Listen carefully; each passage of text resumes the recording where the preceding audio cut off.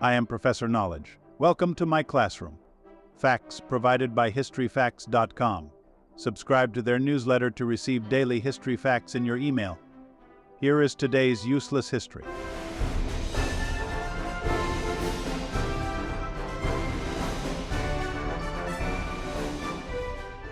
Five dizzying facts about the history of alcohol.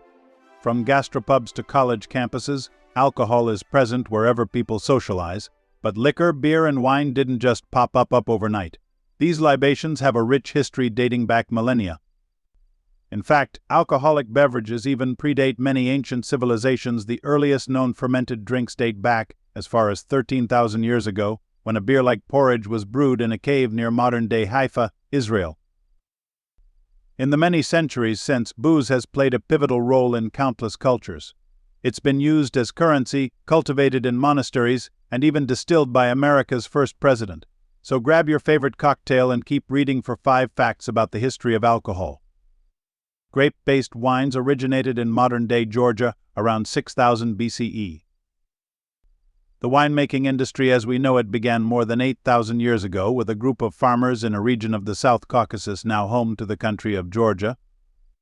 It wasn't France or Italy that first turned grapes into wine, but rather residents of an ancient site known as Gadakrili Gora, a Stone Age village just south of modern-day Tbilisi. Archaeological excavations uncovered pottery fragments dating to the Neolithic period that contain residual wine compounds such as grape pollen and starch. These large vessels, early versions of a popular Georgian wine vessel known as a cuvée, were decorated with depictions of grapes, further suggesting their use in winemaking. It's believed the vessels were used for fermentation, aging, and serving all in one. Ancient Egyptian workers were paid in beer. The ancient Sumerian people of Mesopotamia near modern-day Iraq created the first recorded evidence of barley beer around the year 3400 BCE, though beer likely dates back thousands of years earlier. In the centuries that followed, these early and popular beer-like beverages sprung up throughout the region. Few cultures at the time loved to brew to the degree of the ancient Egyptians. However, they treated the beverage as a key component of their everyday diet, as many meals consisted of just beer and bread. Wine was also popular in Egypt at the time, though it was often reserved for members of upper-class society, making beer more popular among those in the working class. Workers along the Nile River were even paid with an allotment of beer, as it was considered safer to drink than water from the polluted river. These libations were often flavored with additives such as dates and olive oil, only adding to their deliciousness at the time. Champagne pioneer Dom Perignon was a Benedictine monk. Though he's best known today for being the namesake of a famous fancy champagne brand, Dom Perignon was once a humble Benedictine monk living in 17th century France. Perignon was born in 1638 in France's Champagne region, and though some sources erroneously credit him with inventing sparkling wine, he undoubtedly helped improve its production methods while living at the Abbey of Hautevillers. Perignon made his way to the monastery in 1668, and at the time Champagne's wines were deemed inferior in color, quality, and flavor to products from the more popular wine regions of Burgundy and Bordeaux. Perignon worked to improve the region's winemaking reputation. He invented a press to make clear wine from dark grapes, and reintroduced corks as reliable seals for bottles. Ultimately, however, it was Perignon's work on a process known as méthode champenoise, roughly translating to the champagne method, that solidified his legend.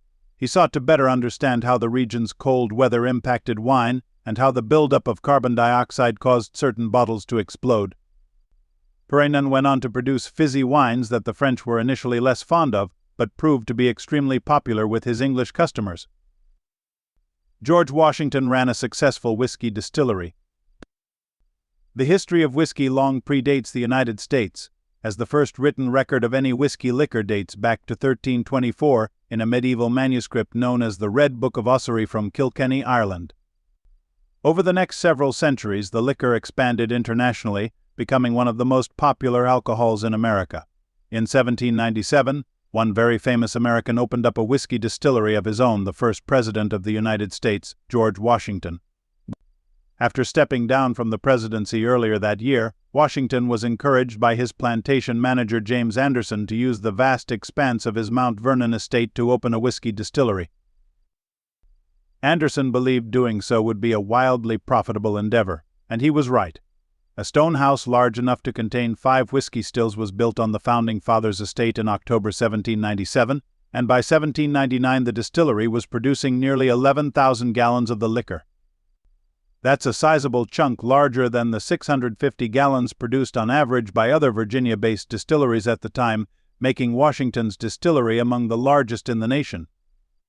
Mount Vernon produced whiskeys flavored with additives such as cinnamon, not to mention some apple and peach brandies as well. The distillery forewent the bottling process, instead delivering the drink to local merchants in 31-gallon wooden barrels. Unfortunately, Washington passed away in 1799 right as the business reached its apex, and the distillery ceased operations shortly thereafter. American doctors prescribed alcohol during Prohibition. From 1920 to 1933, the manufacturing and sale of alcohol was strictly forbidden in the United States, except in the world of medicine. With Americans desperate to acquire libations by any means necessary, a clever workaround was devised by the medical industry. During Prohibition, the U.S. Treasury Department authorized doctors to write prescriptions for alcohol, which in turn led to liquor being prescribed as a cure for ailments ranging from indigestion to cancer. These boozy prescriptions cost around $7, roughly a little over $100 today, half of which was paid to the doctor to write the prescription, with the rest going toward actually acquiring the medicinal pint. Even British statesman Winston Churchill took advantage of this loophole, acquiring a doctor's note for alcohol use during a visit to America in 1932. His Dr. Otto C. Pickard wrote, "Churchill necessitates the use of alcoholic spirits, especially at meal times," allowing the Brit to skirt past America's prohibition laws and imbibe as he pleased. The prescriptions proved to be a massive moneymaker for the medical industry before Prohibition was repealed in 1933 by the 21st Amendment.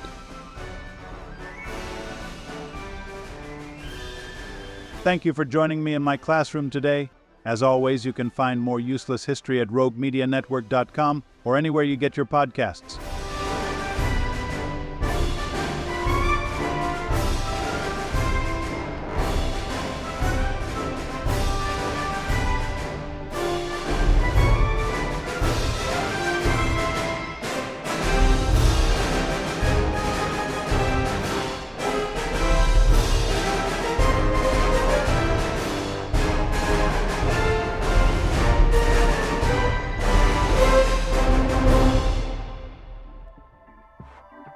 This has been a Rogue Media Network production.